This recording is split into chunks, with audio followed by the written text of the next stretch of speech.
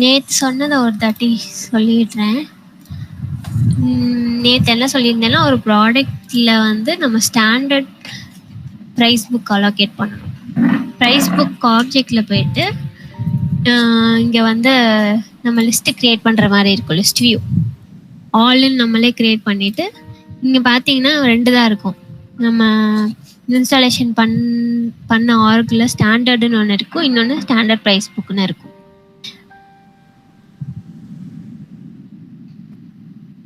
அதில் வந்து standard price புக்கை வந்து நீங்கள் ஆக்டிவ் பண்ணணும், ஸ்டாண்டர்டை வந்து இன்ஆக்டிவ் பண்ணணும். ஸோ அது அப்படியே வைஸ் வர்ஸாவாக இருக்கும். நீங்கள் வந்து நம்ம ஸ்டாண்டர்ட் ப்ரைஸ் புக் யூஸ் பண்ணுறதுனால ஸ்டாண்டர்ட் ப்ரைஸ் புக் ஆக்டிவ் பண்ணிட்டு ஸ்டாண்டர்டை இன்ஆக்டிவ் பண்ணணும். இது வந்து ஃபஸ்ட்டு. செகண்ட் என்ன சொன்னேன்னா, இப்போ ப்ராடக்ட்டை வந்து பண்டில் ஒரு ப்ராடக்ட், இது வந்து சிங்கிள் ப்ராடக்ட்டும் பண்டில் ப்ராடக்ட்டும். சிங்கிள் ப்ராடக்ட்னா ஜஸ்ட் இது மட்டும் தான் இருக்கும், வேறு எதுவுமே லைக் டிஃப்ரென்ஸ் எதுவும் இருக்காது. இப்போ அதை அப்படியே பண்டில் ப்ராடக்டாக மாற்றணுன்னா ப்ராடக்டில் 2 ஃபீல்டு இருக்கும், கான்ஃபிகர் டைப்பு, கான்ஃபிகர் ஈவெண்ட். இது 2லேயும் வேல்யூ இருந்தாலே உங்களுக்கு அது பண்டில் ப்ராடக்ட். பண்டில் ப்ராடக்ட்னா பேரண்ட் சைல்டு அந்த மாதிரி இருக்கும். ஒரு ப்ராடக்ட்டுக்கு கீழே இன்னொரு நிறைய ப்ராடக்ட்ஸ் அந்த மாதிரி இருக்கும். ஃபார் எக்ஸாம்பிள் லேப்டாப்னா லேப்டாப் கீழே அதோட மவுஸ், அதோட மோடம், அது எல்லாமே அந்த மாதிரி. ஸோ வந்து இந்த ப்ராடக்டில் இந்த 2 ஃபீல்டு இருந்தாலே, வேல்யூ இருந்தாலே அது வந்து பண்டில். அண்ட் இப்போ பண்டில் ப்ராடக்ட் எப்படி ஆட் பண்ணணும்னா, ப்ராடக்ட் ஆப்ஷன்ஸ்னு ஒரு ஆப்ஜெக்ட் ரிலேட்டட்லேயே இருக்கும். ப்ராடக்ட் ரிலேட்டட் லிஸ்ட்லேயே ஆப்ஷன்னு ஒரு ஆப்ஜெக்டில் நம்ம இங்கே வந்து நியூவாக போயிட்டு நம்ம ப்ராடக்ட் ஆட் பண்ணிக்கலாம். எல்லா ப்ராடக்ட்லையும் என்ன பண்ணணும்னா, மெயினாக நம்ம இந்த ஸ்டாண்டர்ட் ப்ரைஸ் புக்கை வந்து இப்போ நான் அந்த ப்ராடக்ட்டில் ஸ்டாண்டர்ட் ப்ரைஸ் புக் காமிச்சேன்ல, ஸோ இந்த மாதிரி எல்லா ப்ராடக்ட்லேயும் இங்கே ஆட் பண்ணுற எல்லா ப்ராடக்ட்லேயும் இந்த ஸ்டாண்டர்ட் ப்ரைஸ் புக்கை நம்ம வந்து அலோகேட் பண்ணணும். அலோகேட் பண்ணலன்னா நம்மளுக்கு இங்கே கோட்டில் காமிக்காது. இந்த மாதிரி கோட் நம்ம ஒரு க்ரியேட் பண்ணி வச்சுருப்பேன். இதில் போயிட்டு பார்த்தீங்கன்னா இது ஒரு கோட் ஆப்ஜெக்ட், எடிட் லைன்ஸில் ஆட் ப்ராடக்ட்ஸில் போயிட்டு ஐடி பேக்கேஜ்,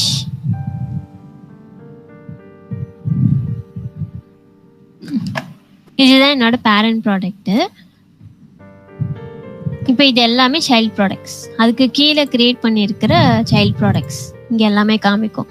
சப்போஸ் எதுலையாவது ஒன்றுலையாச்சும் நீங்கள் ஸ்டாண்டர்ட் அந்த ப்ரைஸ் புக் வந்து மிஸ் பண்ணிட்டீங்கன்னா இங்கே வராது, காமிக்காது. ஸோ எல்லா ப்ராடக்ட்ஸ்லேயுமே இந்த ஸ்டாண்டர்ட் ப்ரைஸ் புக்குன்றது இந்த அலோகேட் பண்ணணும். இது வந்து செகண்ட். நெக்ஸ்ட்டு வந்து ஆப்ஷன்ஸ்லேயே பட்டன் காமிச்சேன். இதில் வந்து ஆர்டர், இப்போ எடிட் பண்ணிங்கன்னா இதை இந்த நம்பருன்றது சொல்லுங்க. ஸ்டாண்டர்ட் ப்ரைஸ் புக் வந்து ஸ்டாண்டர்டாக இருக்கும் ஆர்க் நம்ம இன்ஸ்டாலேஷன் பண்ணக்கப்புறமே. இல்ல ரீசன்ட்லி வியூல ஒண்ணுமே இல்ல. நீங்க ஆமா அது நீங்க நியூ லிஸ்ட் வியூ கிரியேட் பண்ணிக்கோங்க. இந்த லிஸ்ட் வியூவை நியூவா கிரியேட் பண்ணிட்டு அதுக்கு ஆல் பண்ணா வரும்.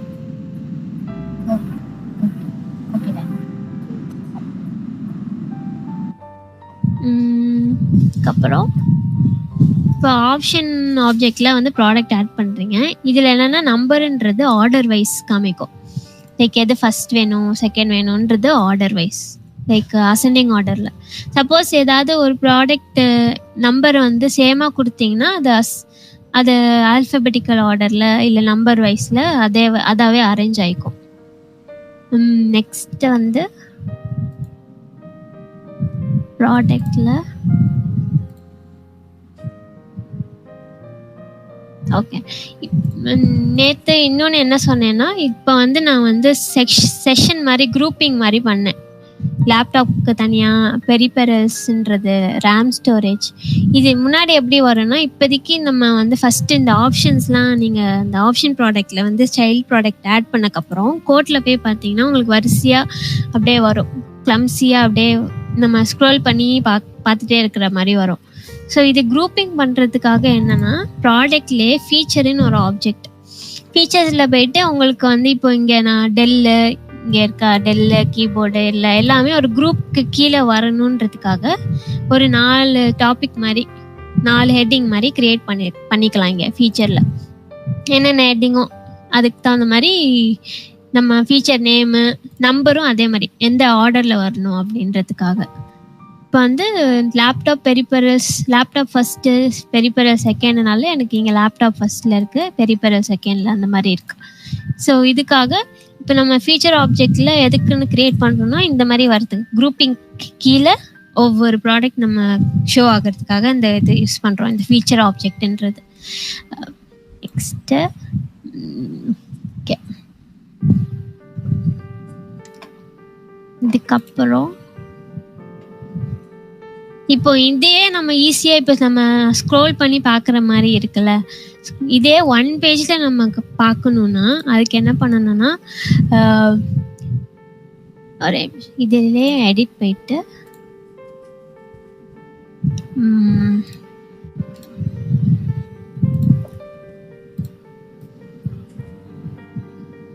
இருங்க, இதில் நோட் பண்ணியிருப்பேன்.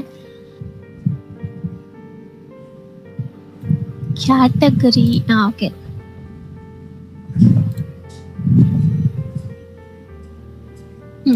இப்போ வந்து கேட்டகரின்னு ஒரு ஃபீல்டு இருக்கும் ஃபீச்சர் ஆப்ஜெக்டில். இது எதுக்காக யூஸ் பண்ணுறோன்னா இப்போ வந்து எனக்கு ஸ்க்ரோல் பண்ணி பார்க்கறதுக்கு பதிலாக எனக்கு ஒரே பேஜிலே லைக் டேப் வைஸாக வேணும், மேலேயே உங்களுக்கு டேப் வைஸாக வந்துடும். ஸோ அதுக்கு தகுந்த மாதிரி நீங்கள் இங்கே ப்ராடக்ட் கேட்டகரியில் வந்து என்ன பிக் லிஸ்ட் வேணுமோ அந்த மாதிரி நீங்கள் ஆட் பண்ணிக்கலாம். பிக் லிஸ்ட் மாதிரி தான் இருக்கும். வேறு என்ன ஹெட்டிங்க்கு கீழே இது ஷோ ஆகணும், லேப்டாப் ஷோ ஆகணும், வேறு நெட்ஒர்க் ஷோ ஆகணுன்றது வந்து கேட்டகரி கீழே வரும். இப்போதைக்கு அவங்களுக்கு ஒன்று இது பண்ணி காமிக்கிறேன். இப்போ இந்த லேப்டாப் வந்து எடிட் ஒரே செகண்ட். ஓகே, இப்போ இந்த லேப்டாப்பை நான் எடிட் பண்ணுறேன். எடிட் பண்ணி எனக்கு இது வந்து ஹார்ட்வேர்க்கு கீழே ஷோ ஆகணுன்றதுக்காக ஹார்ட்வேர் கொடுத்துருக்கேன், சேவ். அதே மாதிரி பெரிபெரல்ஸ் எடிட் பண்ணி கேட்டகரின்றது சாஃப்ட்வேர் கொடுத்துருக்கேன், save. And RAM storage edit பண்ணி கேட்டகரி வந்து எனக்கு storage, save. And network edit பண்ணி கேட்டகரி வந்து நெட்ஒர்க், சேவ். இப்போ இப்படி கொடுத்தேன்னா இதை டூப்ளிகேட் பண்ணி நம்ம யூஐயில் எப்படி இருக்குன்னு பார்ப்போம்.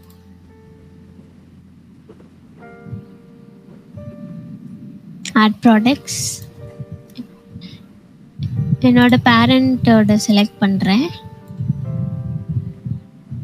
இப்போ வந்து இங்கே பார்த்தீங்களா டேப் மாதிரி வந்துச்சு. ஹார்ட்வேர்க்கு கீழே எனக்கு லேப்டாப், சாஃப்ட்வேர் கீழே பெரிபெரல்ஸ், ஸ்டோரேஜ்க்கு கீழே இந்த மாதிரி காமிக்கணும், நெட்ஒர்க்கு கீழே நெட்ஒர்க், இந்த மாதிரி ஈஸியாக லைக் ஒன் பேஜ்லேயே ஸ்க்ரோல் பண்ணாமல் இந்த மாதிரி காமிச்சிடும். ஸோ அதுக்கு என்னென்னா ஃபீச்சர்ஸில் கேட்டகரின்னு ஒரு ஃபீல்டில் வந்து இந்த மாதிரி நம்ம டேப் வைஸ் கொடுக்கறதுக்காக இந்த ஃபீல்ட் யூஸ் பண்ணிக்கலாம். அண்ட் நெக்ஸ்ட் இன்னொரு ஃபீல்டு ஒன்று இருக்கும்.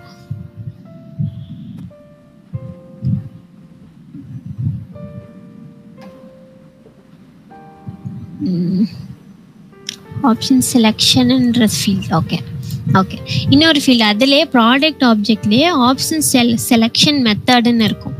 இது என்னென்னா இதை நான் வந்து சும்மா ஒன்று எக்ஸாம்பிளுக்கு லேப்டாப் எடிட் பண்ணி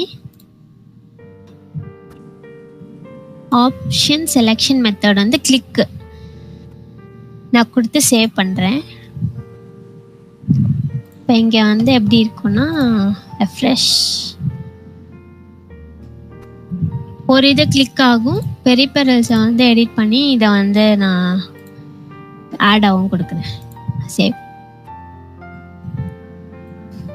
இப்போ கோட் ஆப்ஜெக்டில் போயிட்டு அதே மாதிரி பேரண்ட் ப்ராடக்ட் ஆட் பண்ணிவிட்டு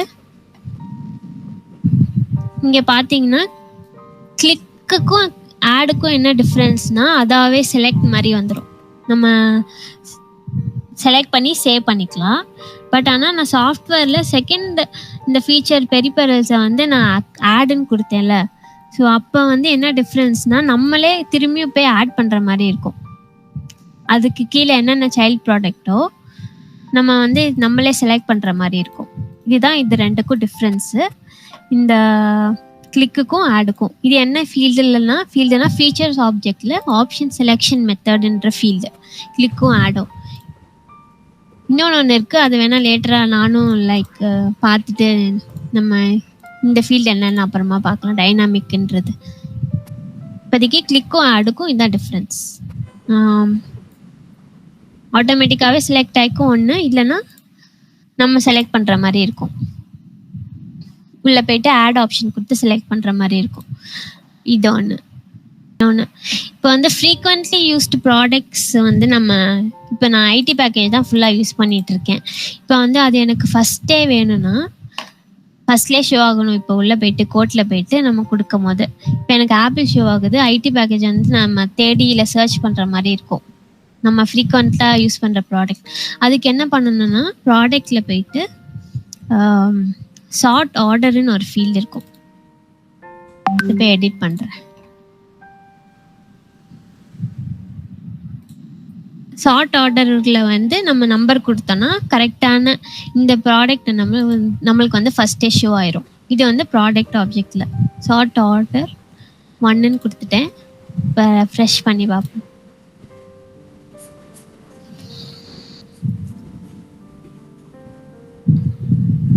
ஆட் ப்ராடக்ட்ஸ் போயிட்டு இப்போ பார்த்தீங்கன்னா எனக்கு நான் சர்ச் பண்ணவே தேவையில்லை. எனக்கு ஐடி பேக்கேஜ் ஃபர்ஸ்ட்லேயே வந்துடுச்சு. ஸோ இதை செலக்ட் பண்ணிட்டு நம்ம அந்த மாதிரி வேறு சைல்ட் ப்ராடக்ட்ஸ் என்னவோ அதை நம்ம செலக்ட் பண்ணி ப்ரொசீட் பண்ணிக்கலாம். இன்னொன்று சொல்லிடுறேன். இப்போ ஆப்பர்ச்சுனிட்டிலேருந்து நம்ம கோட் க்ரியேட் பண்ணுறதுக்கு நம்ம அந்த நியூ கோட்டுன்னு நான் அன்றைக்கி ஃபஸ்ட்டே சொல்லியிருப்பேன். லைக் பெஸ்ட் ப்ராக்டிஸாக ஆப்பர்ச்சுனிட்டிலேருந்து நியூ கோட்டுன்ற பட்டன் க்ரியேட் பண்ணோம். இப்போ வந்து ஆப்பர்ச்சுனிட்டிலேருந்து கோட் எத்தனை வேணாலும் க்ரியேட் பண்ணிக்கலாம்.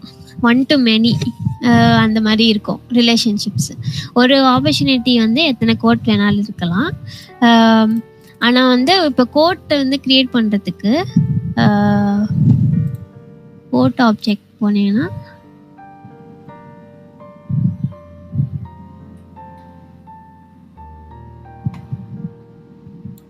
எவ்வளோ சொன்ன மாதிரி ஆப்பர்ச்சுனிட்டி கீழே எத்தனை கோட் வேணாலும் க்ரியேட் பண்ணிக்கலாம். பட் எது ஸ்டாண்டர்டு எது நான் சொன்ன மாதிரி இதுக்கு கீழே வந்து நான் ஸ்டாண்டர்ட் ப்ரைஸ் புக் அலோகேட் பண்ணேன்ல. ஸ்டாண்டர்ட் ப்ரைஸ் புக்கு எது ஸ்டாண்டர்டு எது இது கண்டுபிடிக்கிறதுக்கு உள்ளே தான் போய் இப்போ நம்ம பார்க்குற மாதிரி இருக்கும். லைக் ஏதாவது ஒரு கோட் ஓப்பன் பண்ணிவிட்டு அதோட அந்த ஸ்டாண்டர்ட் ப்ரைஸ் புக்கோட ஐடி இங்கே இருக்கும். ஸோ இதை வச்சு நம்ம கண்டுபிடிச்சிக்கலாம் எது எந்த ஸ்டாண்டர்ட் ப்ரைஸ் புக் எது ஸ்டாண்டர்ட் ப்ரைஸ் புக்கு அந்த மாதிரி. இது ஒன்று.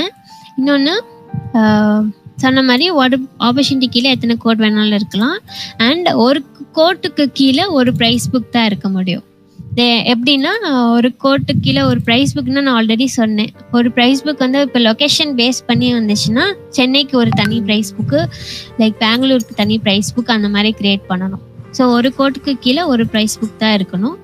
அண்ட் ப்ரைஸ் புக்கு கீழே எத்தனை ப்ராடக்ட் வேணாலும் இருக்கலாம். இந்த இப்போ கோட் ஸ்க்ரீனில் காமிச்ச மாதிரி ஒரு ப்ரைஸ் புக்கு கீழே நிறைய கோட் ப்ராடக்ட்ஸ் இருக்கும்ல. இது எல்லாமே நிறைய ப்ராடக்ட்ஸ். இதுதான் அதுக்கு ஒன் டு மெனி. ஒரு ப்ரைஸ் புக்கு கீழே நிறைய ப்ராடக்ட்ஸ். அதே மாதிரி இன்னொன்று என்னென்னா ப்ராடக்ட்டுக்கு கீழே ஒரு கோட் லைன் மட்டும் தான் இருக்க முடியும். ஒரு கோட் லைன்னா இப்போ பில் போடுறோம்ல, ஒரு ப்ராடக்ட்டுக்கு ஒரு பில் அந்த மாதிரி. குவான்டிட்டி எத்தனை வேணாலும் இருக்கலாம். பட் ஆனால் ஒவ்வொரு இதுக்கும் ஒரு கோட் லைன் தான் ஜென்ரேட் பண்ண முடியும்.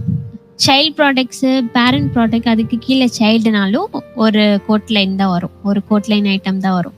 அதே மாதிரி இன்னொன்று ஒரு கோட்டுக்கு கீழே மல்டிபிள் லைன் ஐட்டம்ஸ் இருக்கலாம். மல்டிபிள் லைன் ஐட்டம்ஸ்னால் ஒரு கோட்டு இதுக்கு கீழே நிறைய சைல்டு ப்ராடக்ட்ஸ் இருக்கிறதா மல்டிபிள் இது. ஸோ இது மல்டிபிள் இருக்கலாம். பட் இது வந்து ஒரே பில்ல தான் நம்மளுக்கு ஜென்ரேட் ஆகும். எல்லாமே சேர்த்து ஒரே பில் மாதிரி வந்துடும்.